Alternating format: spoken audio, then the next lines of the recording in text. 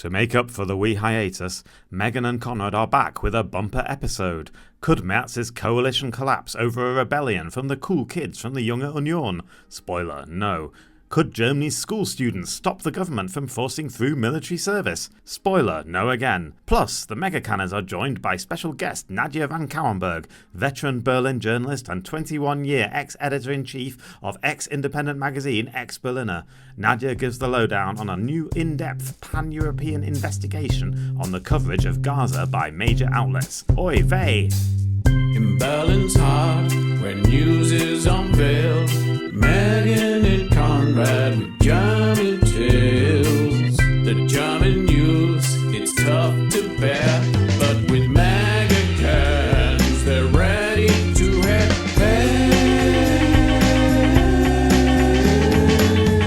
Konrad, daily news at hand. Megan feels to spare time to crack those cans. With each sip she takes, the mag is her shield. But will it last the news? 'Cause that was the deal.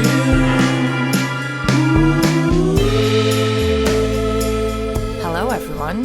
It's been ages, time for another episode of Megan's Megacan. And I'm here in Berlin with Konrad Werner. Hello, Konrad. Hello.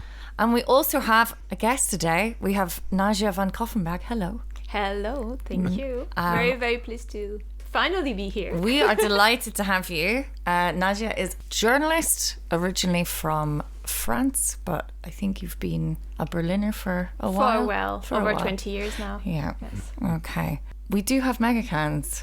Yes, I want a Megacan. Yeah, Yeah. me too. Full disclosure, I'm mildly hungover today, Yeah. which I haven't done a full work day on a mild hangover Okay. in a very long time. It was horrendous. And it's only a Thursday. So I got the nice ones. These, I think, are currently, Nadja, I don't know if you're a Megacan aficionado. I think I learned more today, yes. I like to be able to, so this is relatively new, and it's the Japanese Suntory Yeah. lemon one.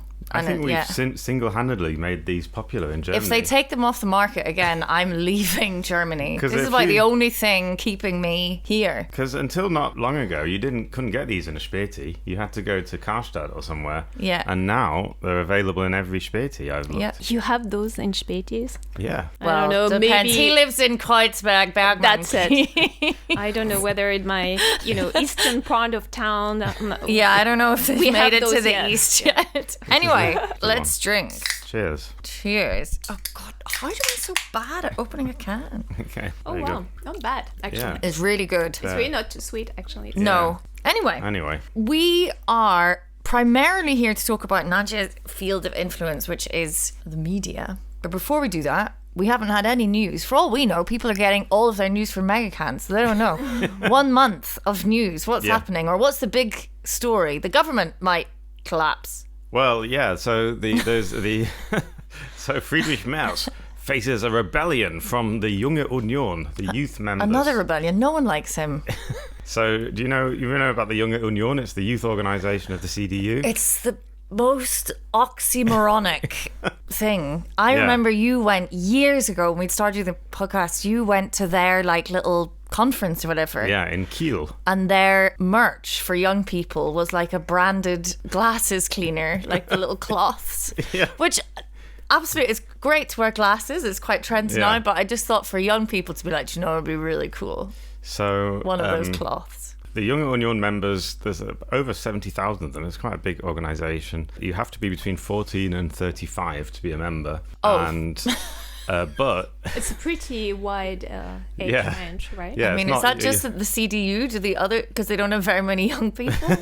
Well, the SPD has also got the same age range, the Jusos, which is the SPD equivalent. the Okay. Socialists. And the Green Party, the maximum age is 28. But very soon they will need to, extend, I think, to 35. Yeah.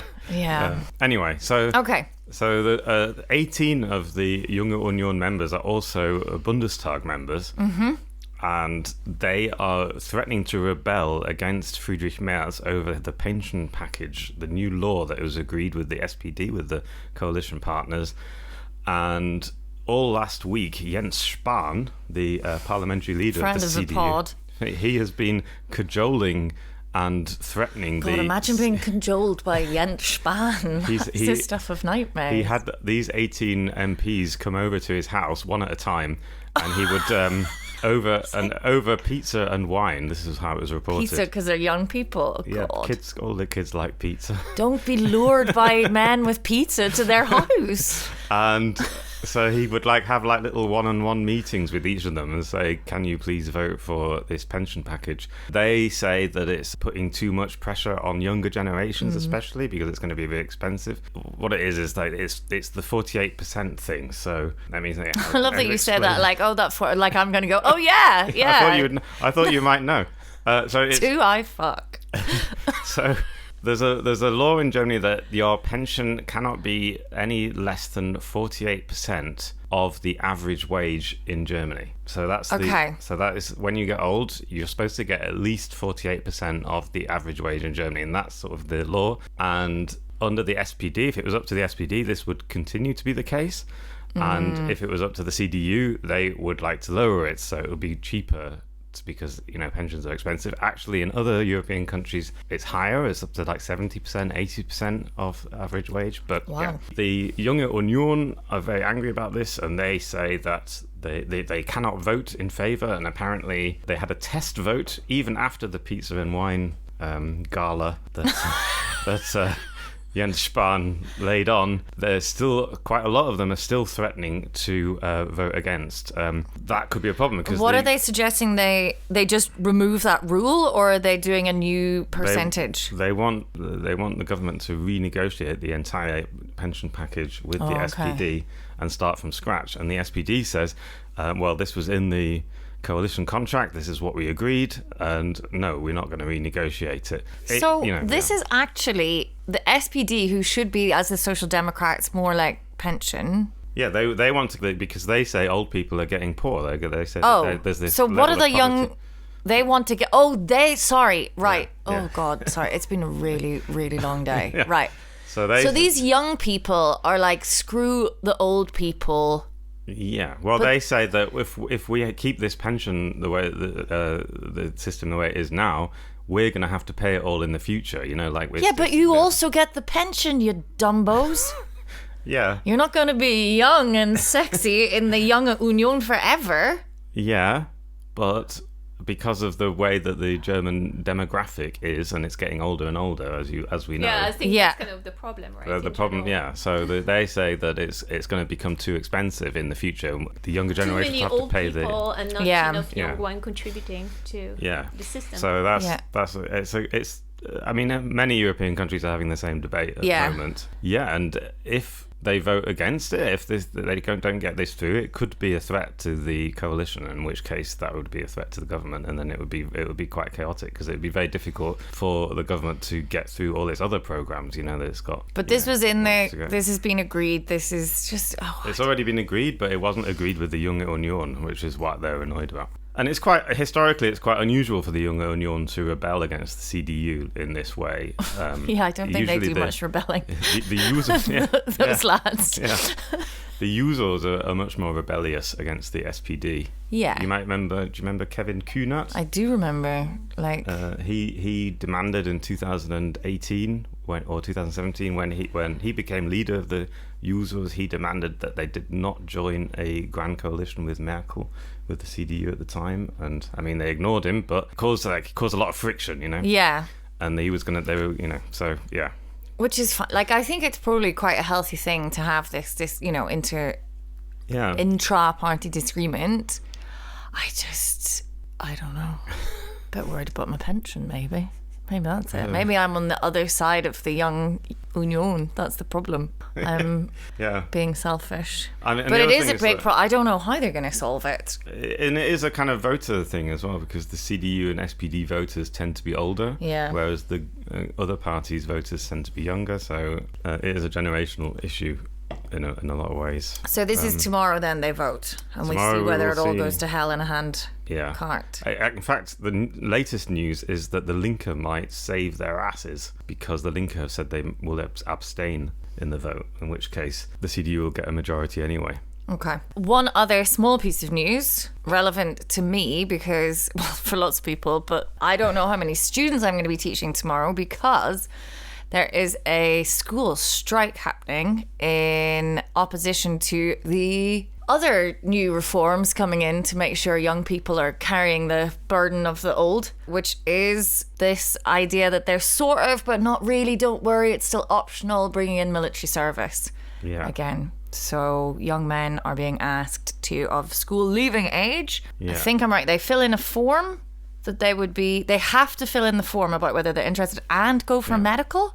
As of 2027. Yeah, but that's going to come around fast. What's in Germany they call it Musterung, which is like inspection. You get like a letter muster. when you turn 18. If you're a young man, you will get a letter from the government saying you've got to appear at this and this place at this and this time and fill in a form and do a medical, and then you've got to say whether or not you want to join the army. But you kind of What's don't. interesting is it still just for actually for men? Yeah. At the moment, it's just Which is men, actually very surprising. This as is well. the other, By like- now, you would think that this is still pretty kind of like old school view of who should be. Yeah. It's Right, very you know. strange to me. Yeah. Well, I mean, women can join the army if they want.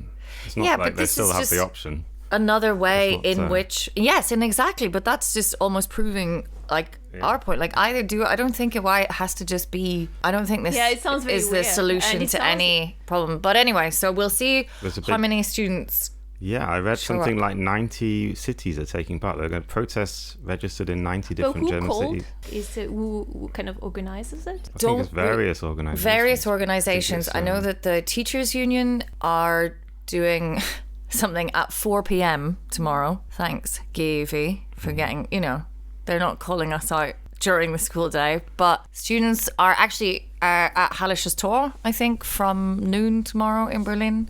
We did a good segue there into what you're here to talk about. What's up with the Media What's media? up with the media? Not doing very well.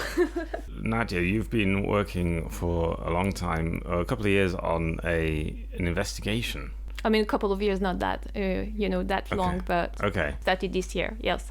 This is a data analysis, behind-the-scenes interviews on how big media outlets in 3 different European countries, Germany, France and Italy, are reporting on Gaza. Is that correct? That's correct. Working alongside Reporters Without Borders and Amnesty. And We actually have a lot of like different partners, media. So we have media partners in all countries, and so it's Il Fatto Quotidiano in Italy. We have Mediapart and Blast in France. Okay. And For and we found actually one media outlet that wanted to endorse us on this, and this is the Frankfurter Rundschau. Oh yeah.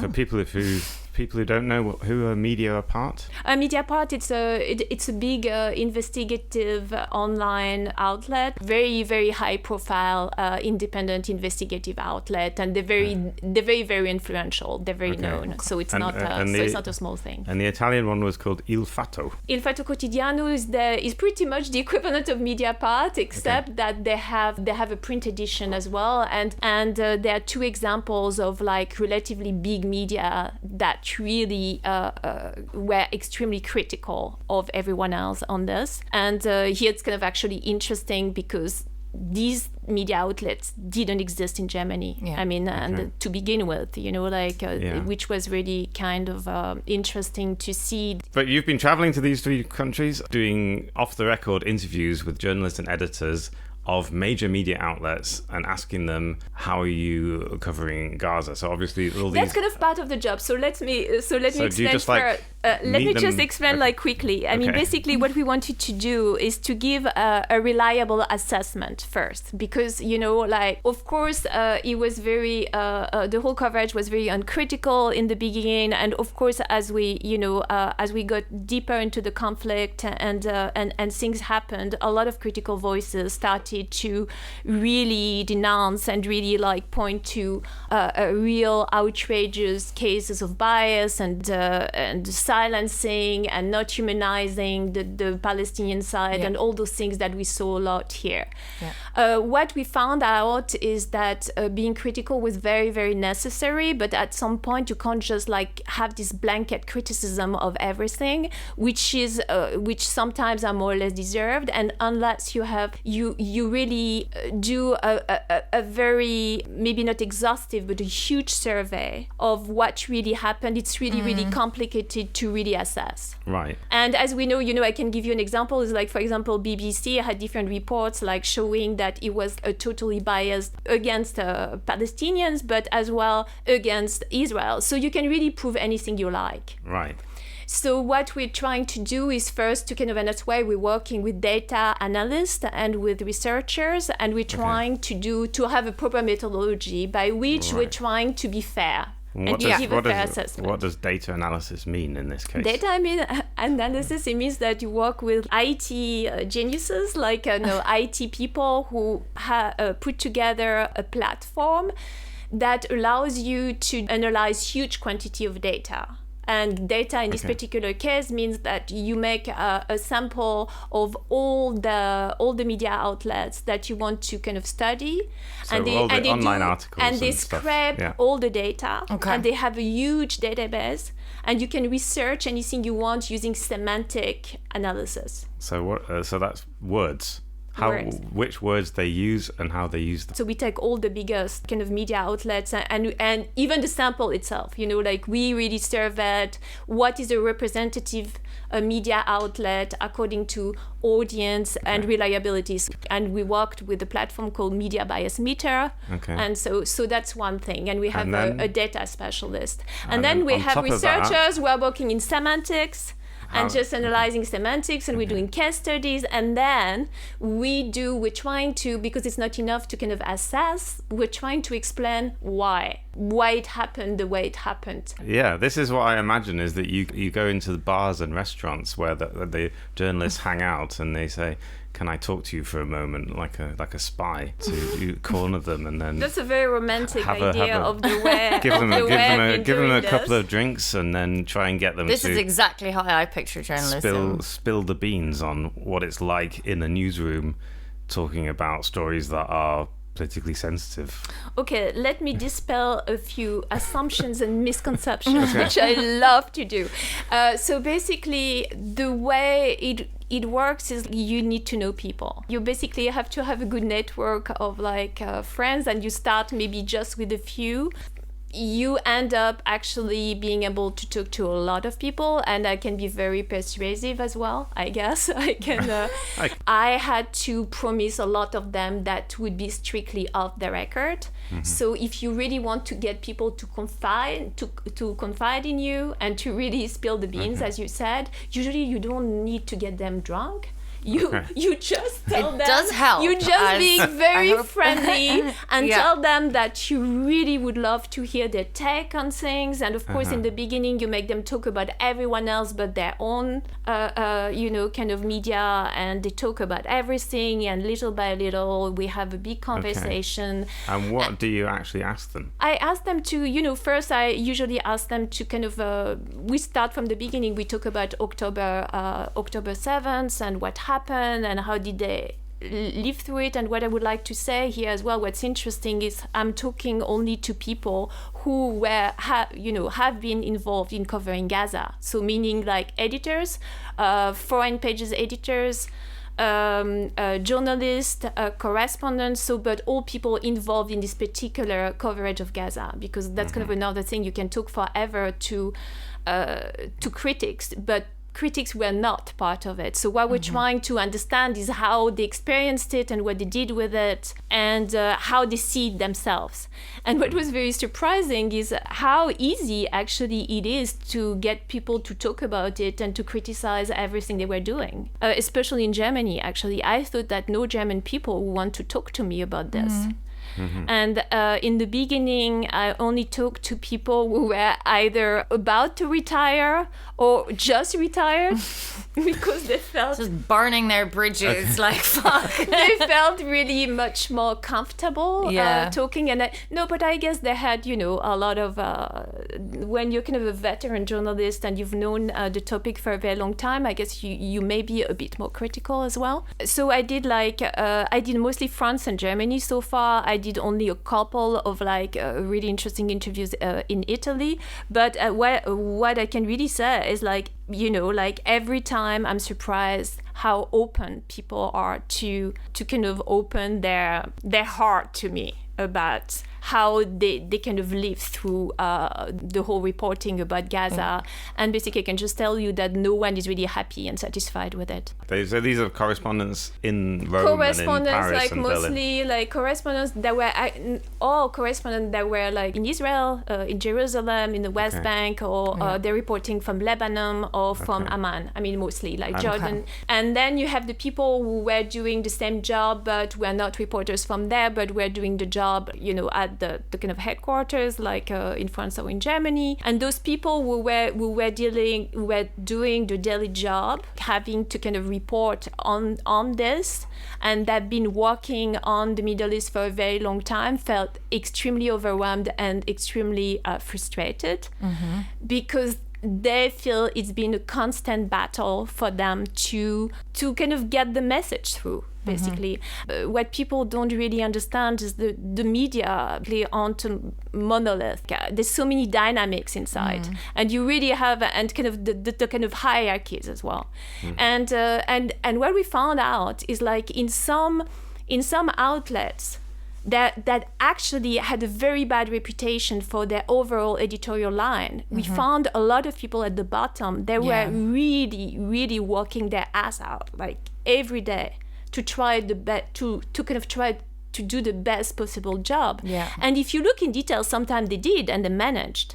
But so that's kind of one particular thing. Another thing we found out as well is they were not so overhead coverage, right? I mean, there was a huge problem for the Western press to, and especially the European press, and especially the German press, to really fully report about what was going on in Gaza, to kind of report about the disaster it was. And we call it a genocide now. In the beginning it was much more difficult to call it a genocide, but even if you didn't call it a genocide, it doesn't matter. I mean, to kind of what we call humanize, to kind of be able to really say and report about what was going on, because if you were there, you knew that this war was not like the other wars before. There were 5 different wars before in Gaza, and you knew that this time they were killing a lot of people. That they were killing, that in the past they would target Hamas people, and we know that Israel knows exactly how to target very well. They have very precision targeting. And for the first time, and if you talk to people who were really in Gaza, and they will tell you this, suddenly they realized that this time they're not targeting the one guy in his bed. They're killing everyone, the whole family. They're killing the whole neighbors, and they're killing as many people as they can within, kind of 50 meters or something. And then we found out that they're killing people. They're killing a lot of kids, and they're killing, and they have. There's no sanctuaries, so they're killing people in hospitals. And then we find out that they're killing a lot of journalists. So from the beginning, we knew that this war was not like another war, and there was a lot worse. And this is something that didn't come through. It didn't come through at all. It didn't come through in the media outlets? In the media outlets. So the reporters were reporting this, but they couldn't get it onto the pages of the online or what they... So the other interesting things is people and critics have this assumption that there were guidelines, for example, or there were it happened sometimes in some, but actually very few executives gave kind of top-down guidelines and say, no, you cannot say that, or we're gonna. I mean, I'm not talking about Springer here or Bolloré in France. I'm talking about this kind of mainstream media you would expect to do a proper job about reporting job. And what we figured out, it was like much more kind of complicated, and here you have to really dissect what was a lot to do with systemic problems with the media and social problem with the media, that they didn't have enough resources to kind of report in these particular circumstances, because everything was made so much more complicated because they couldn't go there. And a lot of journalists didn't even know how to handle this particular situation. So they had to kind of, how are we going to find, how are we going to vet any kind of information we get? So it would take a lot longer. Then there was, of course, like problems to do with the big media in general, which you were competing with a lot of different news. And for whatever reason, there were always some other news that would they would tell you that on that day, how many times we're going to be writing about, dead children. And then, but of course, there are like more particular ideological reason, or maybe you can call them like post-colonial or whatever, or more maybe racist, or I don't know what it is. But which is a lot to do in this case about why would we so readily believe any Israeli sources? And why was it so complicated for any journalist, and this is what all of them told me, to actually source something from a Palestinian source, to give a voice to a Palestinian person without having to spend like enormous amount of time to check, double check, triple check, look into the whole background of that person and make sure that they didn't have a great-grandfather or an uncle or like a nephew that might have anything to do with Hamas, and not even Hamas, the military organization, but any kind of Hamas connection. So that made everything extremely. And that pressure, did that come from, I don't know, the editor-in-chief or whatever? The editors would say, you check this, check this, check this, check this. Yes, they made you check again and again and again, but it was totally internalized as well, right? I mean, I was talking like recently, for example, like I'm thinking of a latest interview I did with a correspondent. Actually, she's based in the Middle East, and she writes for like different media organizations.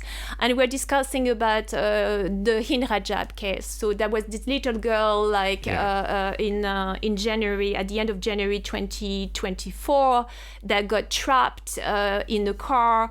And she's surrounded by dead relatives. There's Israeli tanks around her. Everyone is dead, and she's on the phone with the Red Crescent, calling for help. And it's really a case which is totally heart-rending. And there was an audio on that the Red Crescent posted on X, and this became a huge story in the States because it was emotionalized. Everyone listened to her audio. Everyone saw her photo and everything. And here in Germany, almost no one covered it. Nothing on TV.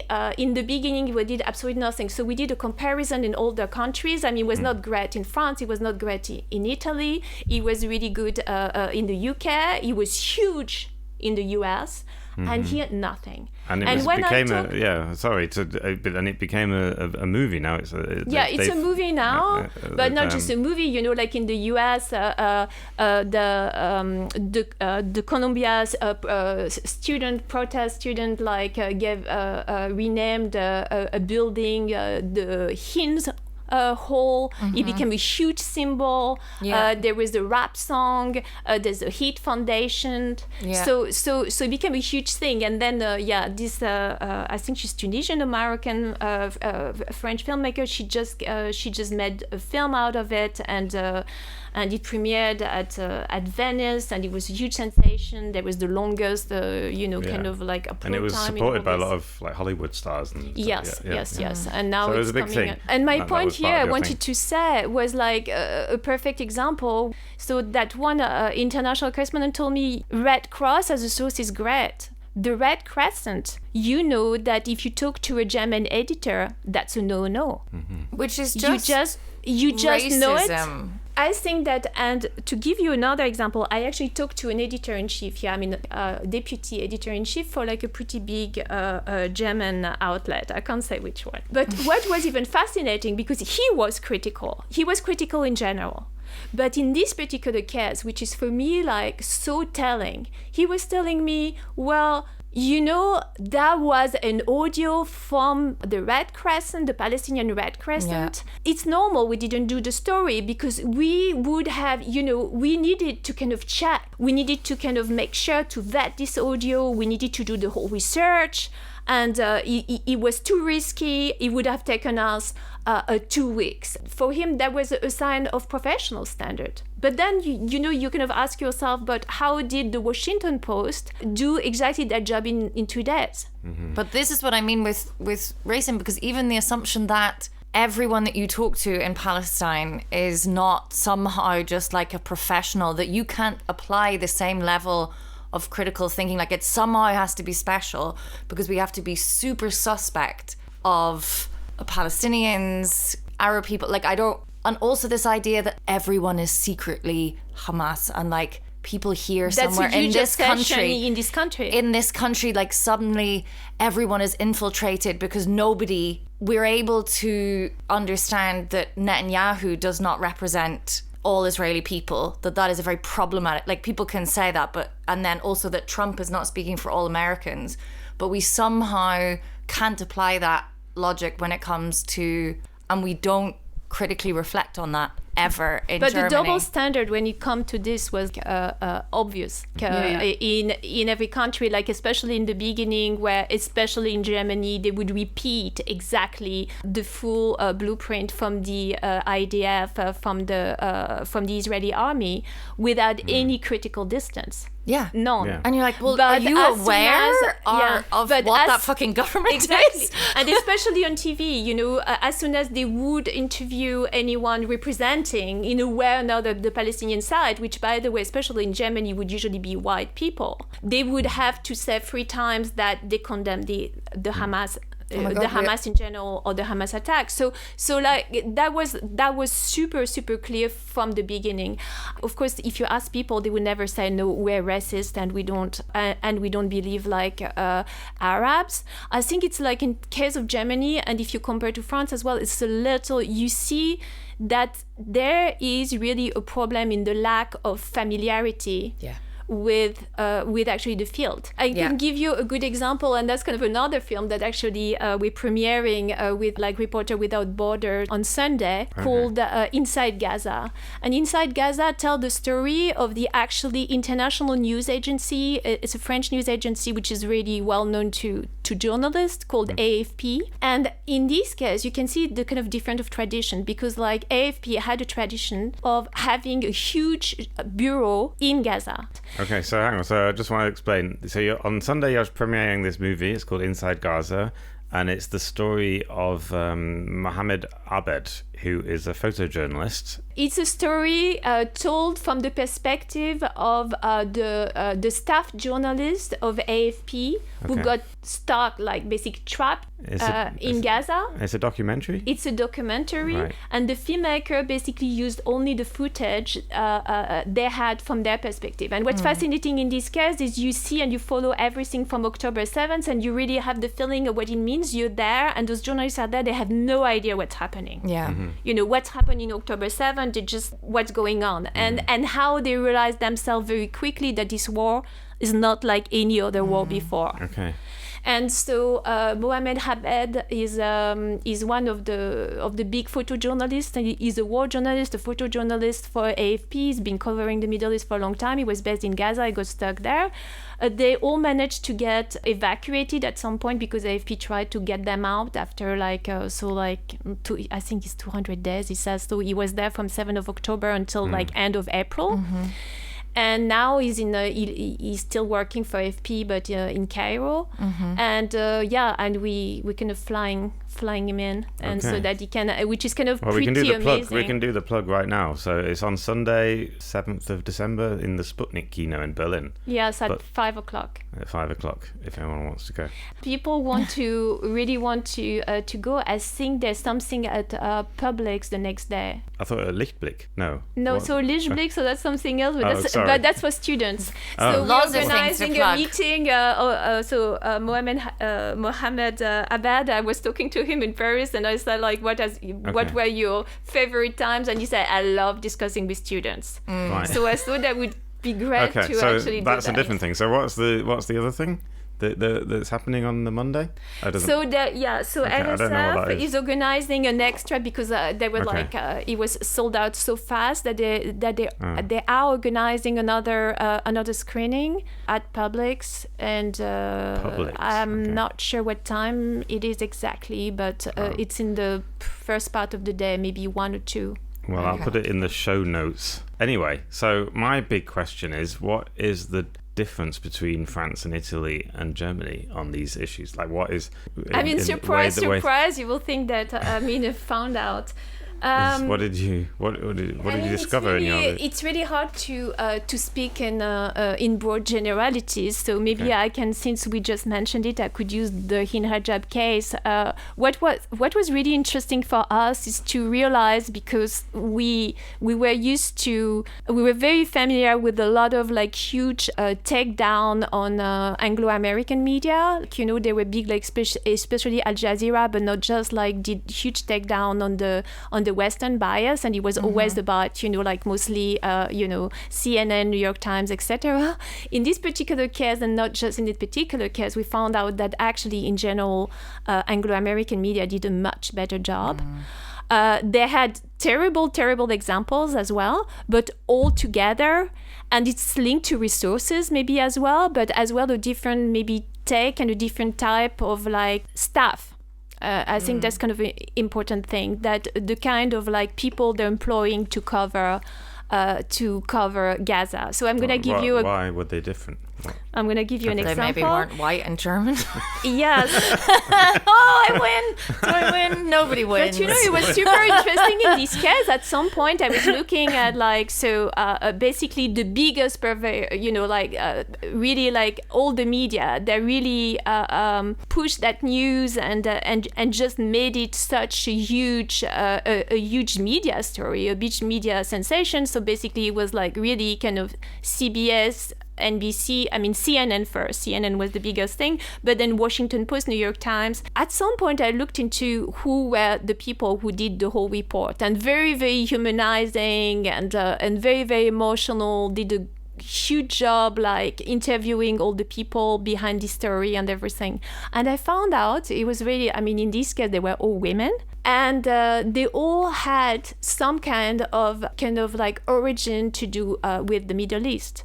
Including the New York Times correspondent in Jerusalem was actually a woman wearing a hijab. Can you just imagine, like Germany, a German correspondent, like from France or Germany? Yes, like being like someone with a Muslim woman.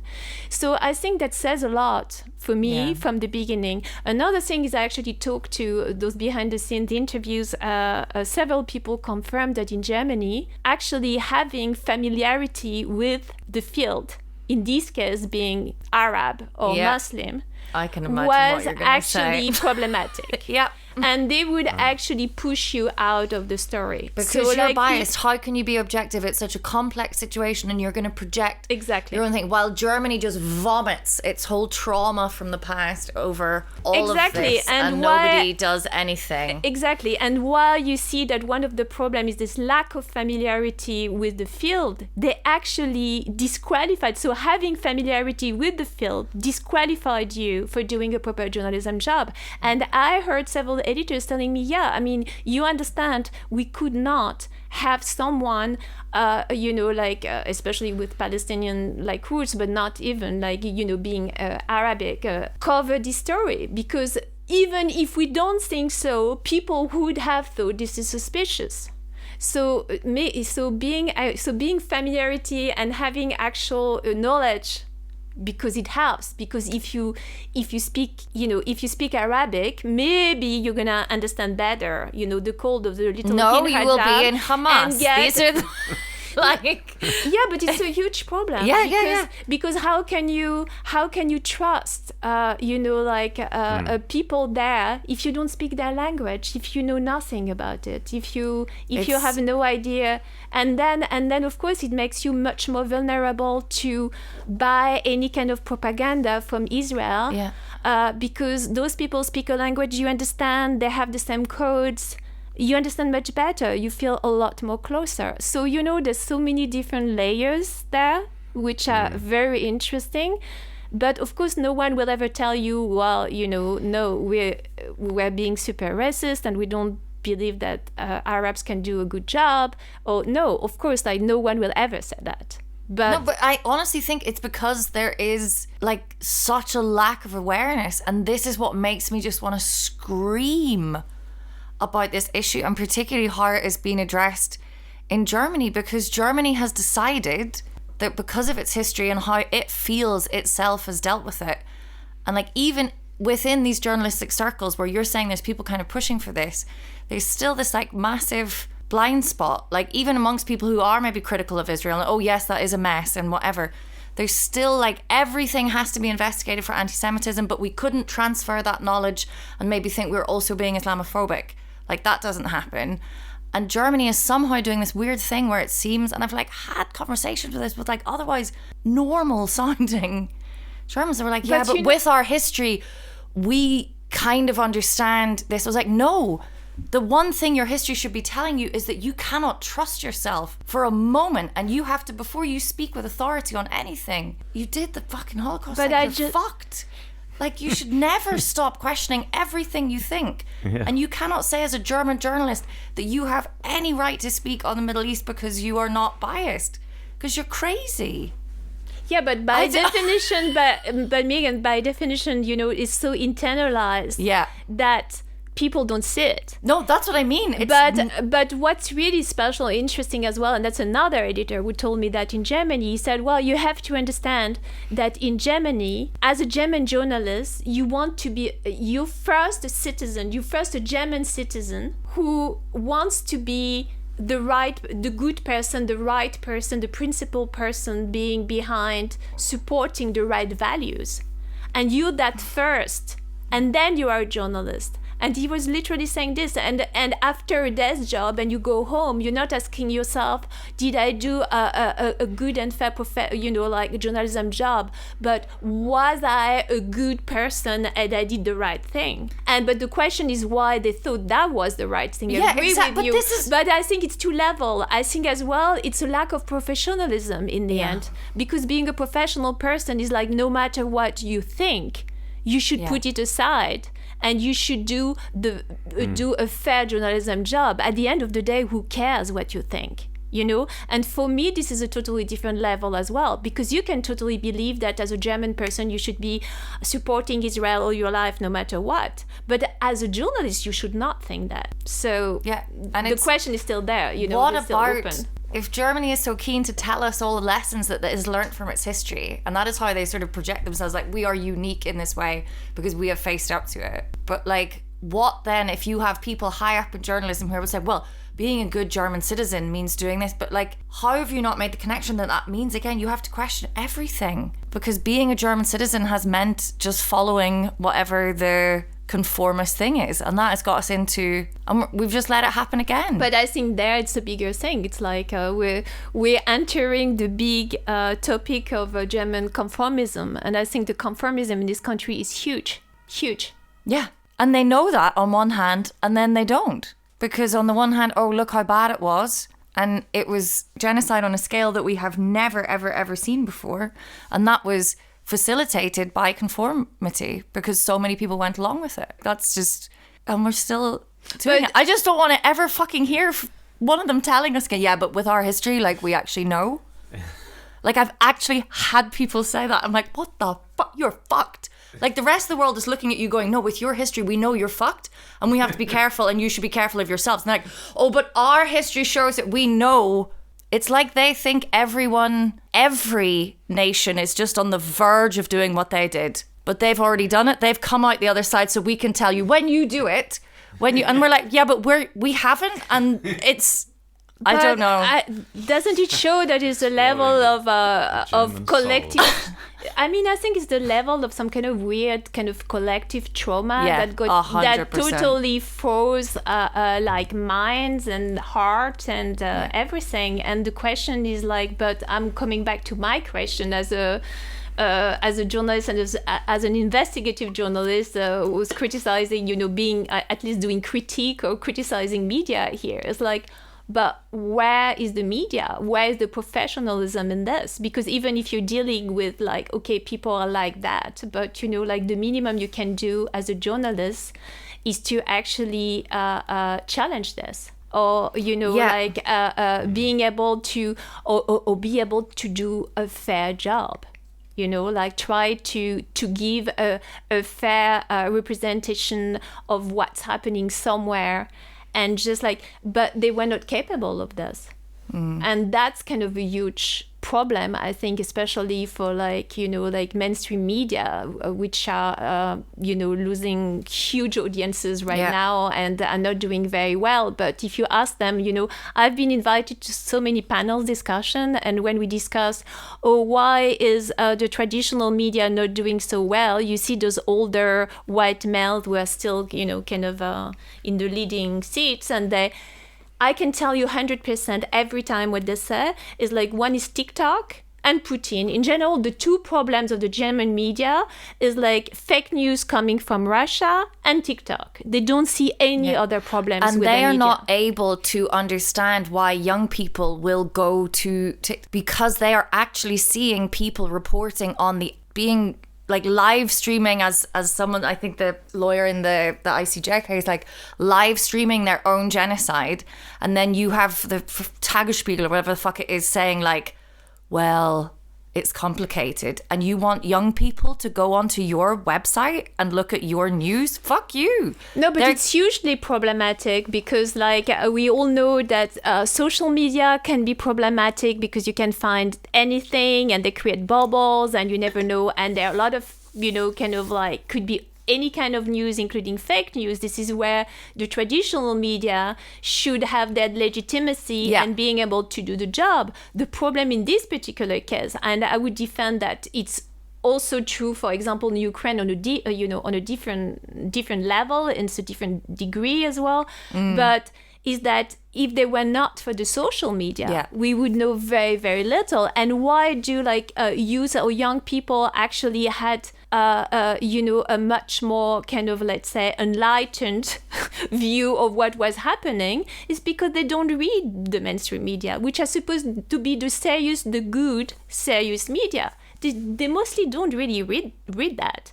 They totally get informed from the social media, and they got better informed from social media that their parents were with traditional media. Yeah, and they are more savvy, like young people, and I'm generalizing here.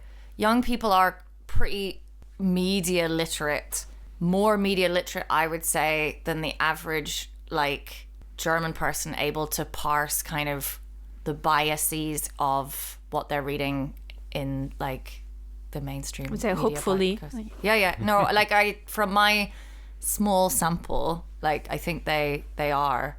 Whereas you talk to young people every day about about the media and stuff. I do.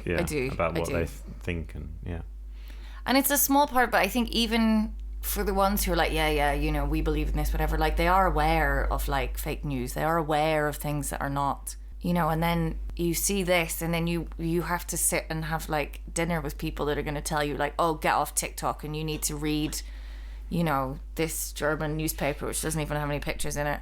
And it's also going to just basically ignore the fact that you've seen all these horrors. And especially like, parents or like really kind of eyebrow media, like totally looking down on TikTok and social media, which I think is absurd because I think probably, they slowly started to learn, but I think we should really get back to really good journalism, but use those new platforms. There's no reason why we cannot do good journalism with all those new platforms. You use TikTok or like Instagram. A lot of people get things on Instagram as well.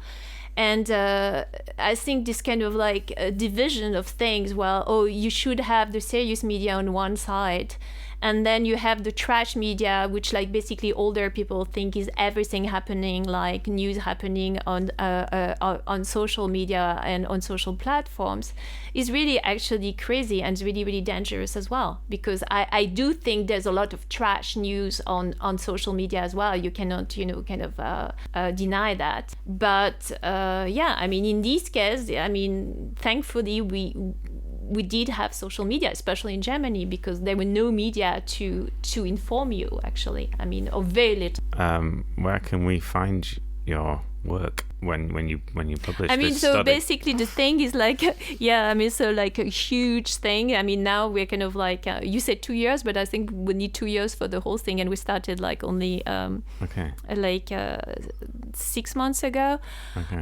But what we're doing is like, as we go, we actually deliver stories like, so a smaller investigation for like our partners. So in this particular case, just because the film is coming out just came out in France, this Hin Rajab film, and we offered media part who said, well, perfect timing, and we're gonna give you this whole story, investigating why is Hin Rajab, like why was Hin Rajab such a big media phenomenon in the US, and why no one knows her in France. Okay, I mean, so like very few the people knows her in Hind France. Rajab story is coming out in media part in the next soon? Yeah, Well, yeah. Do you next know week, when? Probably. Next week. No, Okay. I don't know exactly. when. But it'll only be on this French website. Yeah. Or it's not Yes. going to be in English or in German or anything. Usually they translate. I mean, they kind of ask for it in French in this case. So we'll see whether it's going to be. But usually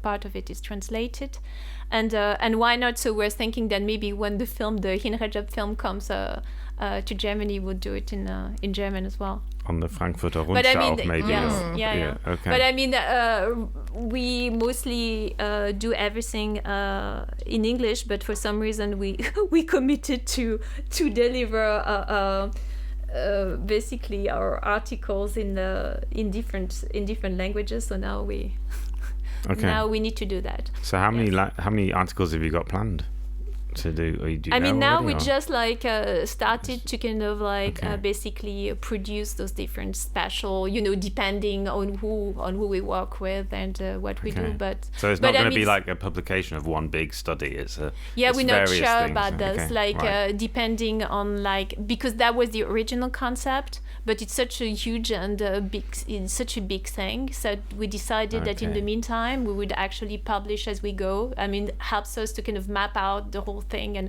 we're gonna maybe like launch a little Instagram when we actually want to have open source thing, when we can share everything we have. So because we do we're gonna do more and more graphs and analysis and everything, and people can actually use them, because I think it's great if people can have facts, I find myself too often agreeing with people, which is like hugely frustrating me, like having discussion with people I totally agree with, but hearing them using totally erroneous arguments to defend something I agree with. So I think it's good when people can actually have real facts and being able to argument with actual facts. It's kind of well, when you're nice. Yeah. Well. When your article is published, we'll put it on our Instagram account, won't we? Yeah. Because we have a fancy new Instagram account, so we can. I actually see. I have to follow. Yeah. So excellent. Yeah. Good. All right. I just looked up. We call it, by the way, we're going to launch our media, our Instagram account. I mean, we actually started it, but there's nothing on it yet. But it's called a Media Gaza project. Okay. Very And did you have anything else you wanted to plug while you were here? Other things that you're doing? We're launching. I mean, it's like indirectly linked, but Berlin Journalism Academy. Okay, Ooh. that's your new academy. Yes, we're actually trying to give very practical like workshop and master classes and help, which I see all the time, like people, even like young people going to journalism school and still don't know how to pitch and or how to do some simple tasks. So they're like very, very practical side to it. And then we have visiting speakers, and we do like very good old journalism, but applied to new platforms, and there's podcast and video as well. But we're really going back to good old roots of journalism. I think that we really need we really need to have good journalists. I think I really, really believe in this. And it's kind of like it's my new life mission right now. It's Brilliant. Yeah. very Enlightening people about the media and trying to teach people how to do good journalism. I think that's gonna keep me busy until I'd say so. my last day. That's great. It is at Publix inside Gaza. I looked it up. Monday, admission from 12, start 12:30, noon. High noon Right. is the second screening. Where which is Publix? still, I don't I even think, know Publix. Where is it? It's right, when where Spore is, like Ah, it's the just Spore across. is- It's Oh, like- Oh, yeah, okay. okay. That's right Yeah. by me. Oh, yeah, okay, cool. yeah. I don't work on Mondays. You could go along. So you That'd be could really go. good. I think this guy sounds really So interesting. just for you to know, so like the big premiere is at Sputnik. There might still be, what the German call Restkarten. I mean, for now it's sold out, but since it's a free screening, like People might you're not supposed, show yeah, up. And stuff. there will be no Okay. shows. So there's definitely a chance for if people want to take the chance. I could say that probably be spots.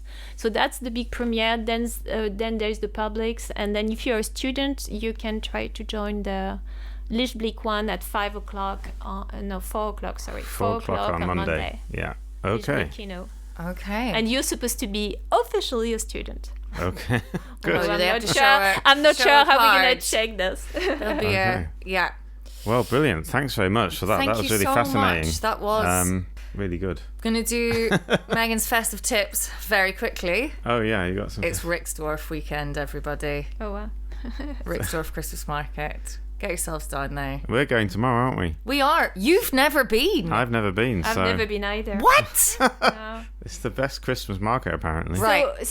Okay. So how does it? How is it better than So Lucia? Do you know Lucia?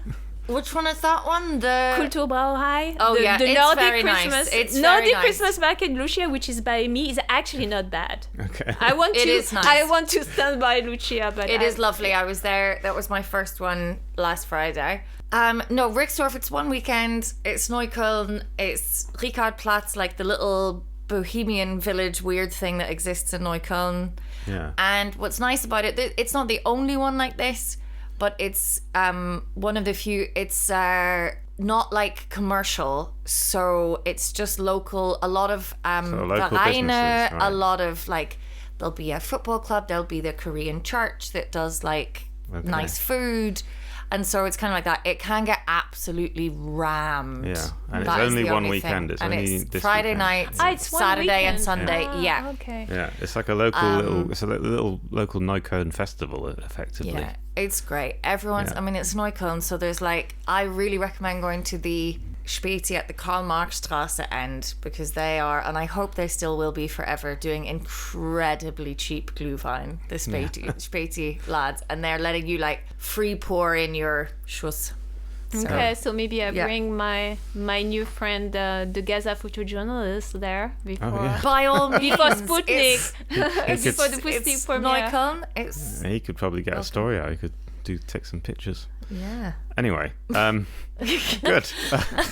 If he's got his camera with him, I don't know. After Gaza. And Yeah, I mean, you know. Well, I'm excited you get to report on your first trip when we do the next Yeah. one. In a couple of weeks. We should also, we got new patrons. I wanted to thank them. Please, Lydia, gonna buy us some Glühwein tomorrow. thanks very much to Lydia, Mirabella, and Karina, Yay! who are our new patrons. I think I met some of these lovely people at our Patreon. live show. Yes, if you. Yeah. Thank you So, very much. thanks very If much. you would like to be a patron and keep us in Megas, you can. Yeah, But I think that's everything. that's everything. Thank you so much, Thanks very Nadja. much, Thank you. Thank you. and have a lovely weekend. Good luck with everything. Bye.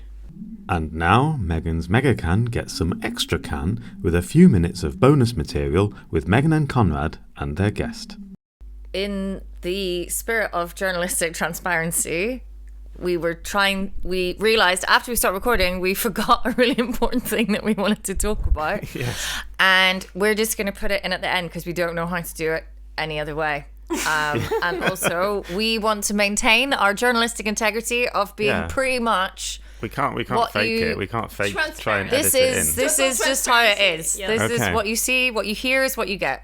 Right. So, Nadja, we wanted to introduce you, like, we've talked quite, like, abstractly about the German media landscape, but you have some very specific experiences as a journalist wanting to publish stuff, do stuff about Gaza, and you are not once, not twice, but in fact, thrice cancelled. It's not often you get to use the word thrice. I love using the word thrice. With cancelled together sounds good. Thrice cancelled. So the story is that in 2023 you wanted to publish an article about your perception of the media in Germany as a French journalist, right? I mean, to put it like back into context, I mean, basically, I was talking to people at TATS, and they actually suggested that it would be nice that someone who's not part of the German media to actually express concerns about what was going on in the German media. They came to you and asked, and to be very clear, if people don't know why, the TATS is the sort of It's a progressive, the most left wing of the mainstream kind of outlets, I would say. left progressive. Yeah. So And this is in January 24? No. When was It this? is like in November 2023, because Right, in okay. November 2023, I started to be already very, very perplexed about what was happening. Yeah. And if you think back what was happening at that time, it basically, the whole German media got totally insanely preoccupied with outing potential anti-Semites. So that was the main thing. That was back when Spiegel was running a cover story about how what's her name, Fridays for Future, Greta Thunberg. Greta Thunberg. Suddenly, there was a huge darling of all the media here, became this kind of like crazy, insanely And they don't anti-Semitic know. They think it's person. Greta has lost her mind. This is what I Exactly. mean. They're Exactly. fucked. Exactly. Like, so back into that context, I said, but it was not even an article. It was a commentar, so op-ed, right? An opinion column. And basically, my whole thing was even not very activistic or whatever, but saying, well, why can't my German colleagues like criticize Israel? And I was talking about this kind of McCarthy-like kind of like witch hunt for trying to find potential anti-Semitism everywhere. And this was a whole saga because basically I was taken from one redaction to the next, so basically newsroom to the next, like from the media section to another section. And every time what was really interesting is like they're saying, oh, this is amazing, we totally agree with it, but we can't really publish it. Why don't you ask our colleagues? In the end, I drop it. By December, I'm called back by the Berlin section of TATS who says, this is amazing, this is exactly what we need, please, please, please. So I'm told I should be updating it. And I update it and then nothing. For 2 weeks, like no one answers me, totally ghosts me. And finally, I have someone who calls me and say, you know, we really had to. TATS is a very democratic place, and we had to talk with every colleague, and we came to the conclusion that also, although we really agree with you, we think it's not the right time or timing. And that was the end of my op-ed with TATS. But what was very, very fascinating is like, again, I mean, and this is that they wouldn't tell you, well, no, this is horrendous. How can you say this? Yeah. No, they would say, oh, we really agree with you, but we don't think it's the right timing right now, which was the best timing. just there's not been enough children bombed out of the fucking sky by stuff that we made and we paid for. When that gets to a really horrifying number, we might consider it. I mean, everyone was too uncomfortable. And as we know in TAT, which was a very good example, which is a very, as you said, Ben, a very left progressive, you know, the most kind of left progressive paper on the kind of Berlin media landscape. And and they were very, very silent. And they actually turned out, with a few exceptions, like everyone knows Daniel Bax. He wrote quite a few very critical pieces. They have a young Middle East editor, Lisa Schneider. She's tried to do her best a bit later, and she's definitely being very, very open of what she's been trying to do.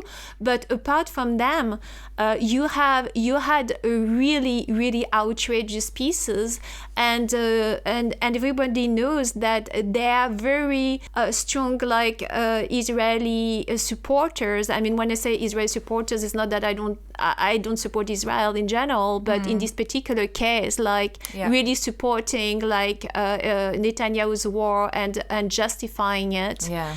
In that paper, which is pretty amazing that in Germany you can be left progressive and totally be uncritical of Israel, and quite even the contrary. Yeah. And actually, by the way, now the Left Berlin wants to actually publish 2 years later. Okay, so that's the Left Berlin is this English language left-wing very outlet. left-wing. Yeah. And confusingly not officially aligned with Die Linke, even though their name is The Left, which is the direct translation of this. Soon we will be able to read the article that you wrote 2 years ago. Yes, I think they want to publish it. We said 2 years later. Well, let's see. Back in the days when. Okay. And then but there's more to the Taz saga. Even recently, were you not? Yeah, so like out of the 3 times cancelled, the latest has to do with what we were discussing earlier, that premiere of Inside Gaza that we were planning to organize with Reporter Without Border, that had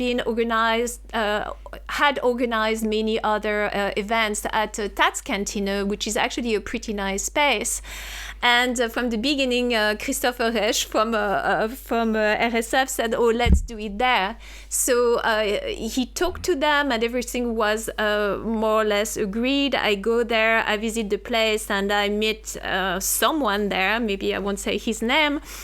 who shows me everything. Looks a little weird to me, but nice. I mean, very polite. And by the end of the tour, I ask him whether we need to agree on anything else, and then he turns to me and looks at me in the eyes and says, "Yes, there's one thing." And I said, "Sure, what?" "Well, I want to make clear that in this space we won't welcome Hamas or anyone defending the Hamas." And I look at him and I'm like pretty surprised and pretty perplexed, actually.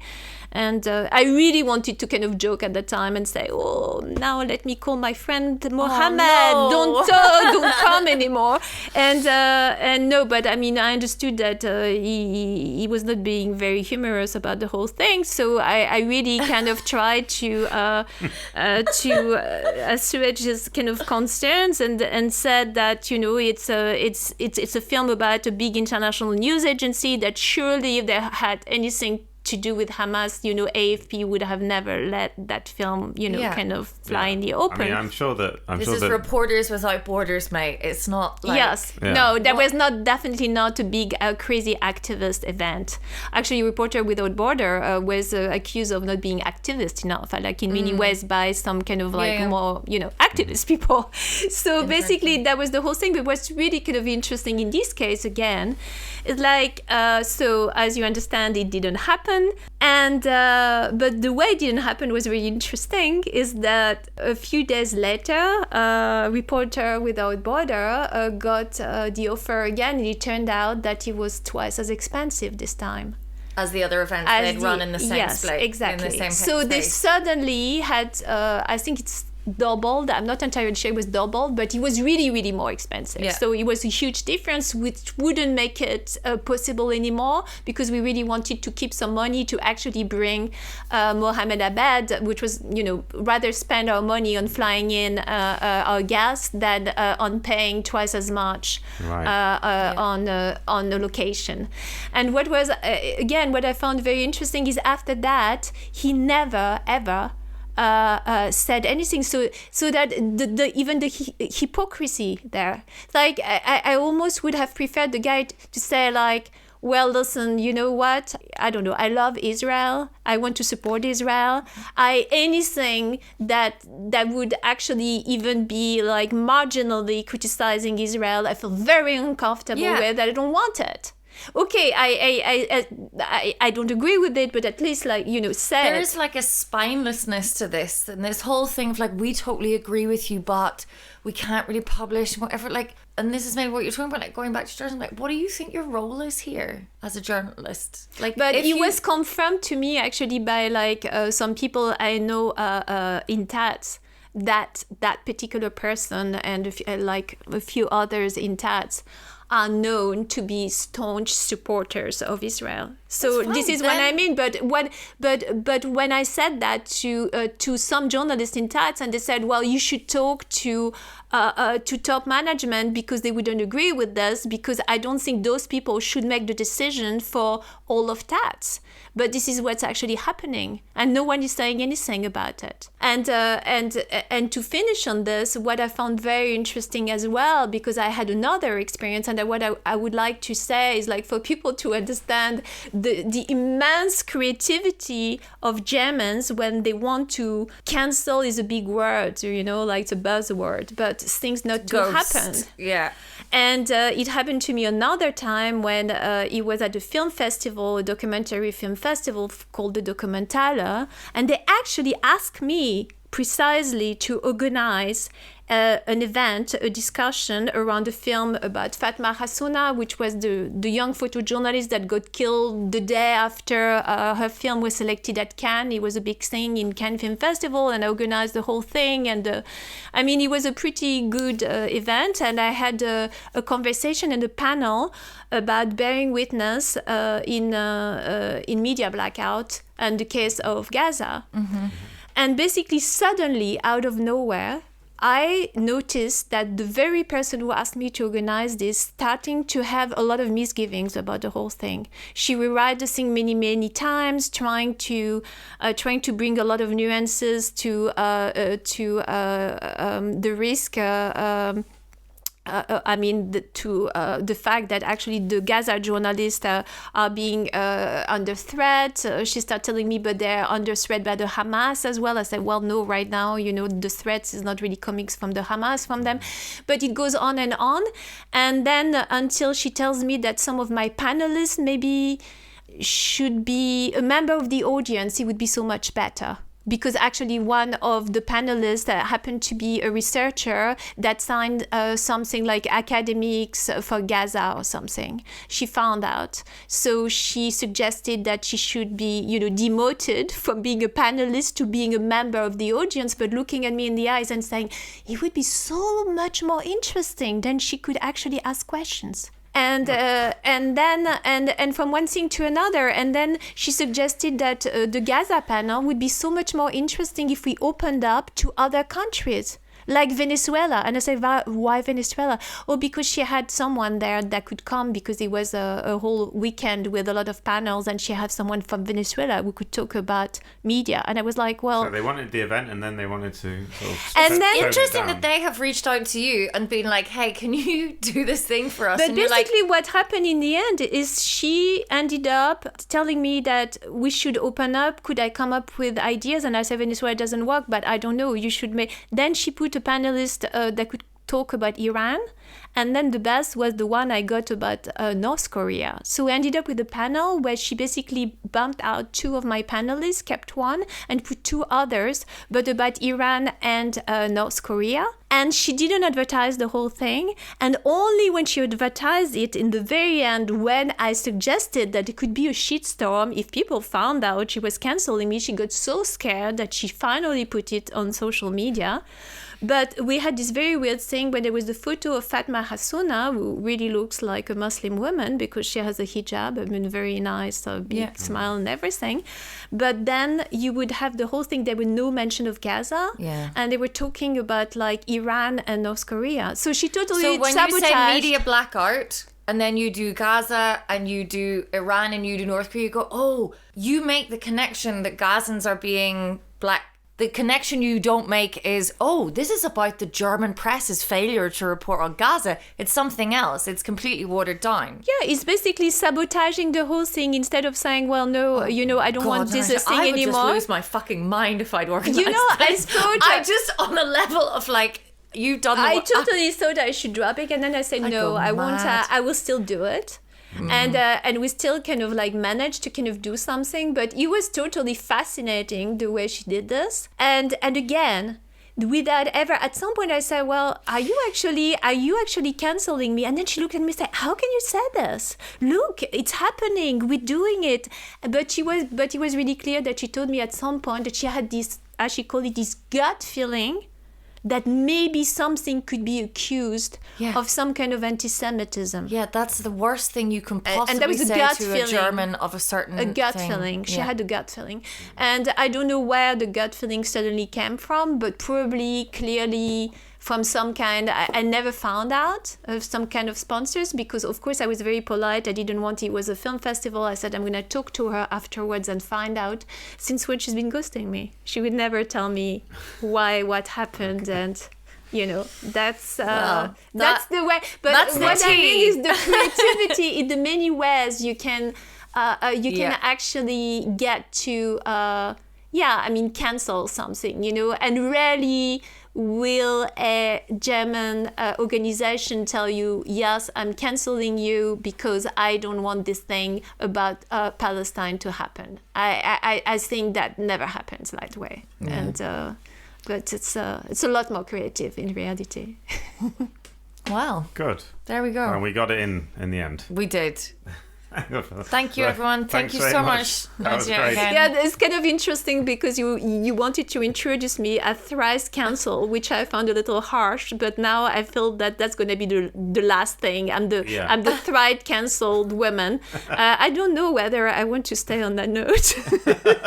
I don't think so. We'll find another way. We'll fade out. There's a funny song. Yes, please. Yes. Yeah. We'll play a little song at the end, and it's very nice. All right. Okay. Take care, everyone. Thanks Thank very you much. very, very much for all coming. that. And, Thank you. And come to my events. I yes. actually have regular events at Lichtblick. Lichtblick never cancel me. I have a Which one is Lichtblick? Is that the one in? It's an independent the cinema. tiny little one. Yeah, on Kastanienallee in Yeah. Prenzlauer. Gorgeous. That's where you saw my movie. For the first time. Yeah. Yes. Yes. Yeah, Yes, that was and I interesting. actually it's have lovely. a film and discussion evening there, and I've never been cancelled, and we always had a lot of conversation. Actually, Yeah. very very great conversation about Palestine, about Donbass, about Ukraine, about everything. So it's super open. So that's No, it's a great little cinema. yes. It is. Okay. All right. There's a good note to end on. Bye, everyone. Bye, everyone. Megacan, German news in English with a cocktail can. The German news, it's quite a test. With Megan's Mega, you're feeling refreshed. Ooh, Megan's Megacan, German news in English with a cocktail can. Deutsche Nachrichten sind düster und schwer. Defy the fear. Yeah. It's actually quite a positive message to give to think people. so. I like to think that we have quite a positive impact on our listeners, I hope so. because we try and get them to defy the fear of listening to the news all day. I mean, it's better than reading a German newspaper. Surely. I would definitely recommend listening to our podcast more than reading any German newspaper. German newspapers barely have pictures. Like fucking, it's just a brick of text. Oh yes, and they seem to make a virtue of it. They think it's like so great to have no text. Not like you Americans pictures. with your fucking Colour pictures. decadent pictures in I your know. newspapers. Yeah, What's like- that? A crossword puzzle? Oh, no You have wonder to- you had Trump. Jesus Christ, everyone! Like, there's a middle ground. You have to concentrate on the news. It's very important, and you have to keep it there. Just have a mega. Have a mega. Give us a picture every now and then. Just a and- wee picture, maybe of, Yeah. a diagram.